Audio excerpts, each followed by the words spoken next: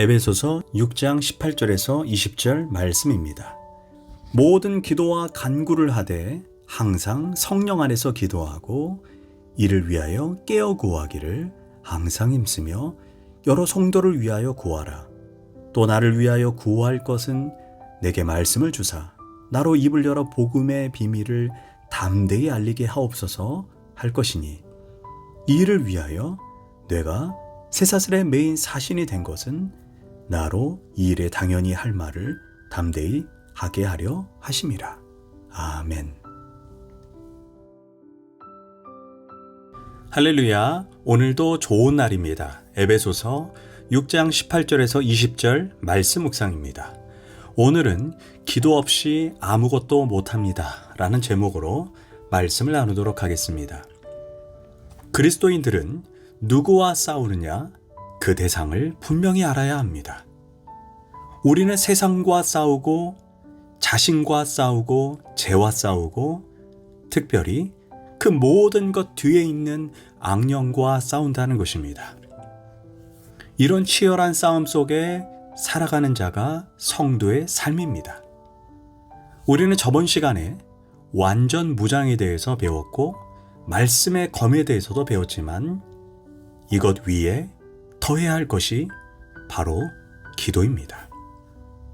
우리는 무장할 수도 있고 결심할 수도 있고 결단할 수도 있으며 헌신할 수도 있지만 우리의 힘만 가지고는 절대로 이길 수가 없습니다. 우리는 끊임없이 하나님의 능력, 하나님의 지혜, 하나님의 은혜를 공급받아야 합니다. 그 길이 바로 기도입니다. 오늘 본문은 그 기도의 능력에 대해서 말씀해주고 있습니다. 기도가 능력이 있어야만 우리가 악령을 이길 수 있고 죄를 이길 수 있습니다. 첫째로 항상 기도하라입니다. 항상 기도하라는 것은 어떤 경우에도 기도하라는 것입니다. 내 형편에 상관없이 기도하라는 것입니다. 나의 필요에 따라서 기도해서는 안 된다는 것입니다.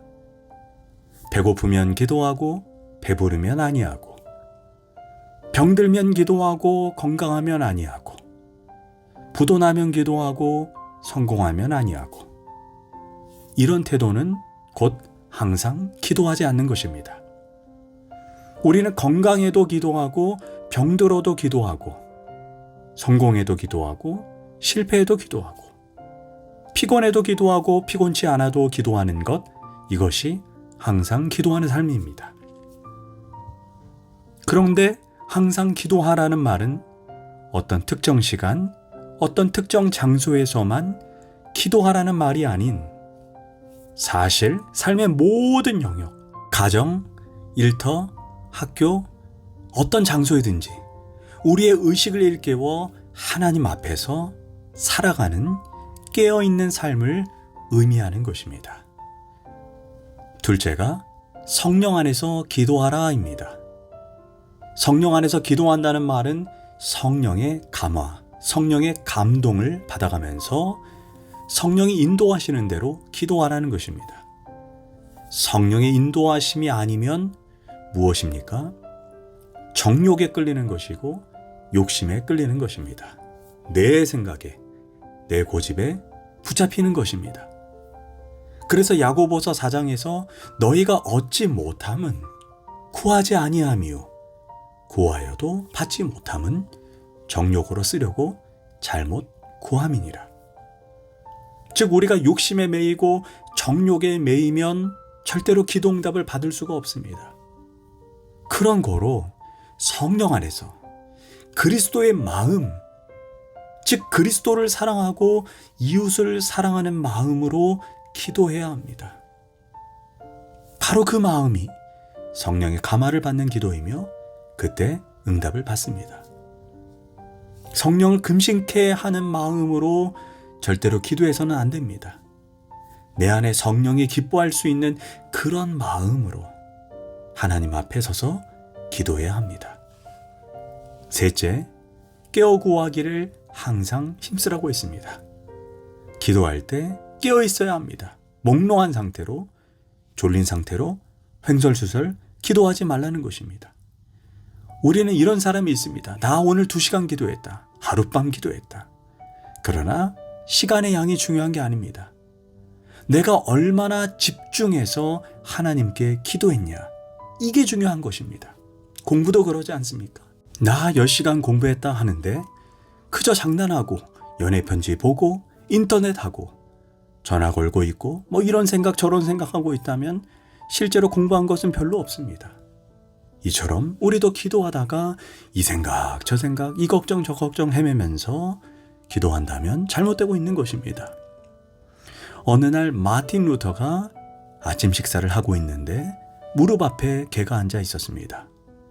루터의 손이 빵으로 가면 개가 빵을 보고 루터의 손이 입으로 가면 입을 보고 이 개가 저도 먹고 싶어서 올려다보고 내려다보고 루터의 손만 뚫어지게 쳐다봅니다.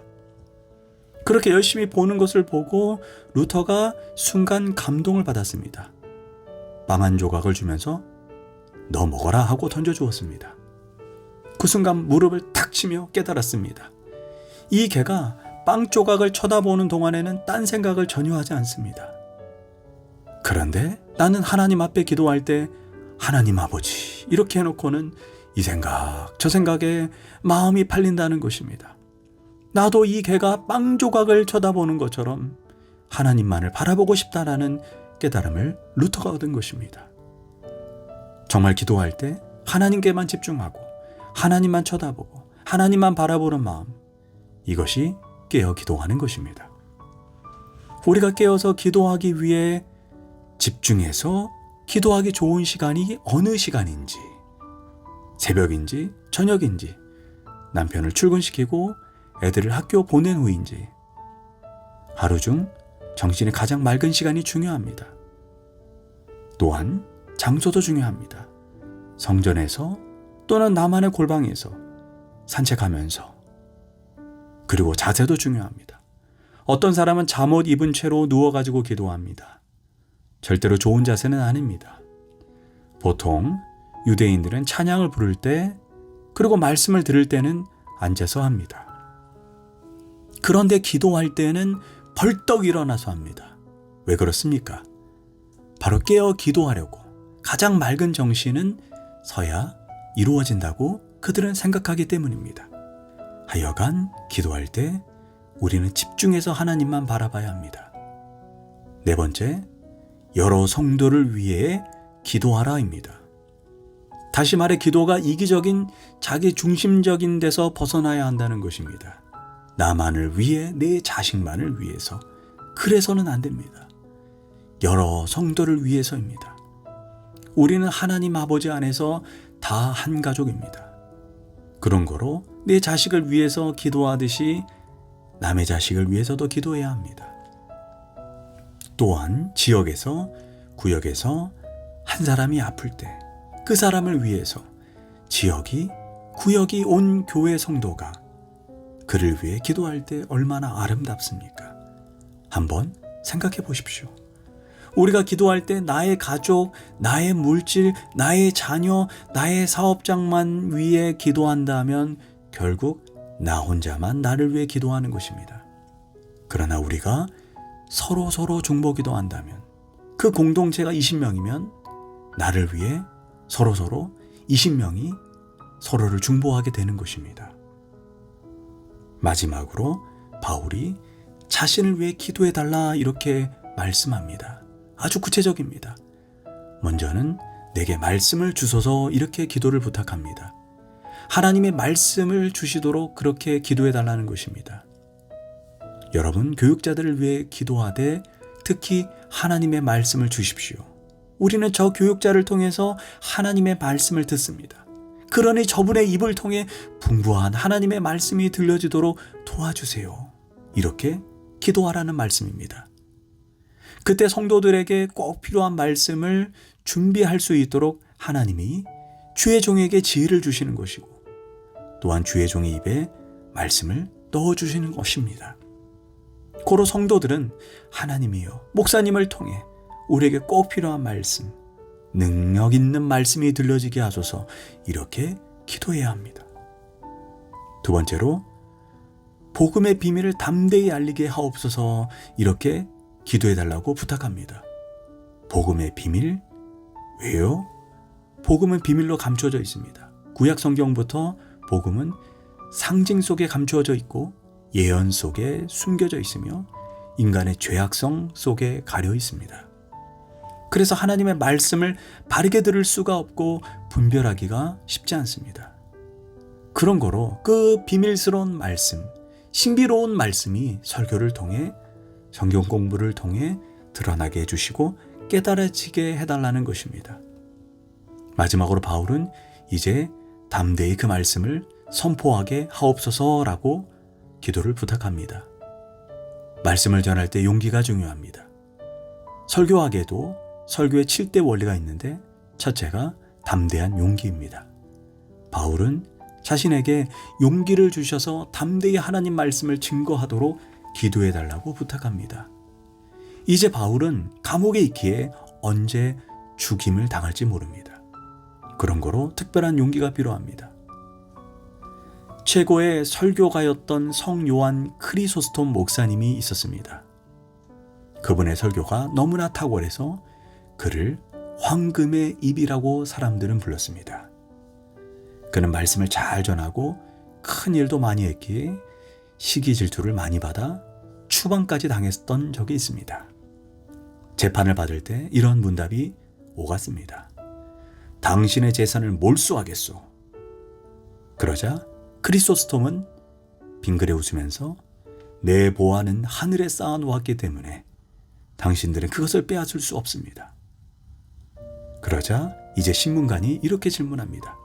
그럼 당신을 죽이겠소. 그러자 크리소스톰 목사님이 이렇게 말합니다. 내 생명은 벌써 예수 안에 감추인 바 되었소. 그렇기 때문에 당신들은 나의 육신을 죽일지 모르지만 나의 영혼은 죽일 수 없소. 아주 담대했습니다. 이처럼 바울이 기도를 부탁하는 것은 담대하게 하나님 말씀을 전하게 해달라는 것입니다. 이처럼 우리에게도 기도가 중요합니다.